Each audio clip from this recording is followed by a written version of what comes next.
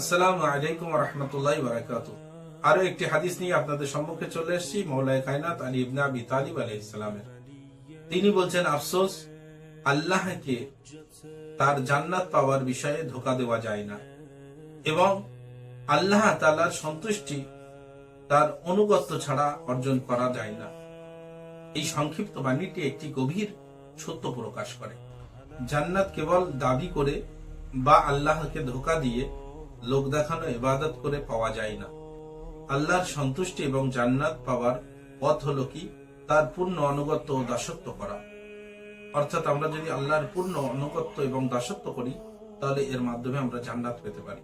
লোক দেখানো ইবাদত কিংবা মানুষকে ধোঁকা দিয়ে এবং শুধু দাবি করে জান্নাত পাওয়া যায় না। প্রকৃত আল্লাহ তাআলার অনুগত্য করতে হবে। আল্লাহ তাআলার সন্তুষ্টি অর্জন করার জন্য অনুগত্য প্রয়োজন এবং জান্নাত কোনো ধোঁকার মাধ্যমে পাওয়া যায় না।